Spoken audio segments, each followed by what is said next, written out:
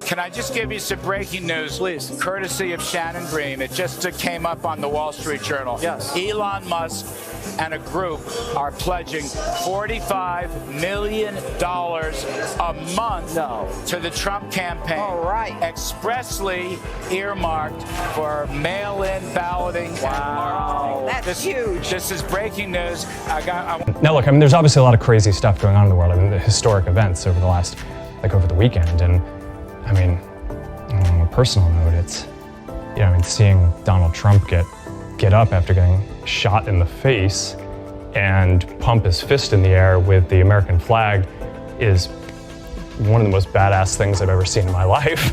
But look, I mean, it's, and I think, look, at some level as an American, it's like hard to not get kind of emotional about that spirit in that fight. And I think that's why a lot of people like the guy. Former US President Donald Trump says he has held a very good call with Ukraine President Volodymyr Zelensky.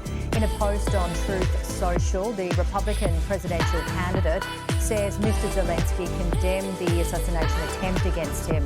He added that if he wins the presidential election, he will end the war with Russia, saying both sides will be able to come together and negotiate a deal that ends the violence and paves the way forward to prosperity.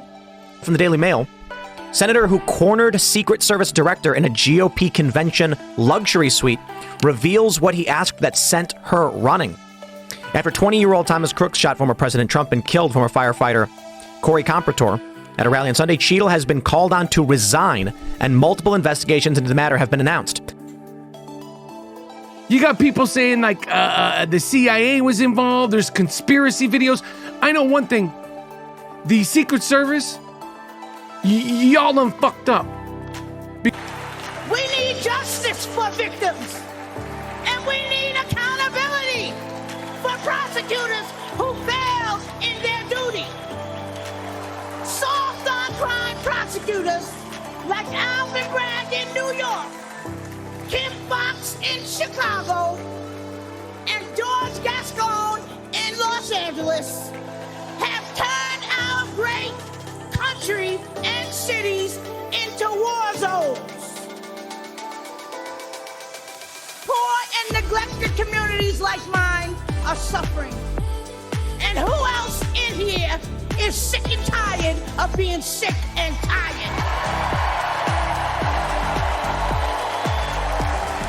I see Donald Trump, I think about how his business was compromised. But what happened last week when they took a shot at my hero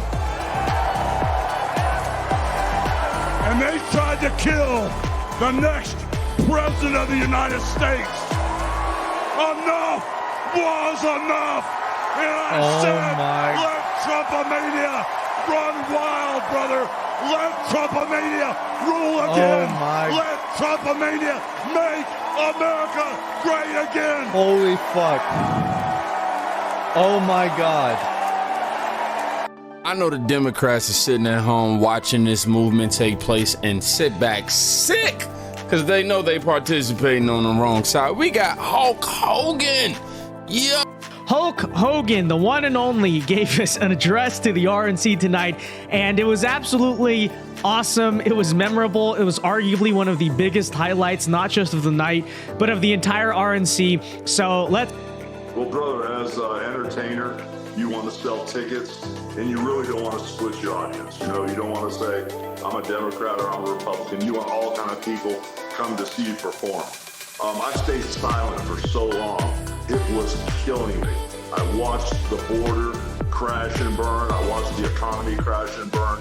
I watched Trump's family be compromised. I watched his business. I watched him try to put him in jail. I was silent and I hardly could hold my tongue. And then when they took that shot at him and tried to kill our leader, that was it for me. Trump is changing the Republican Party.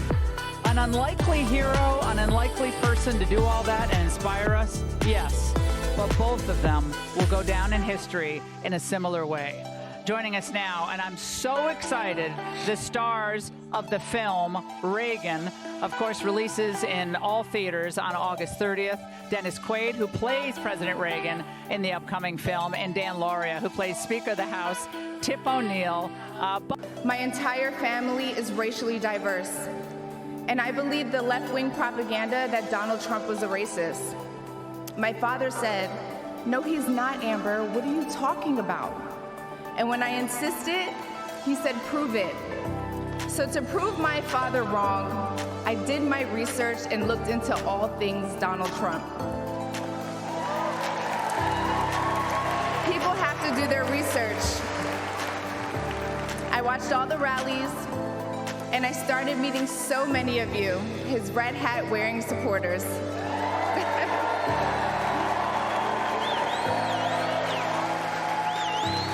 I realized Donald Trump and his supporters don't care if you're black, white, gay, or straight. It's all love.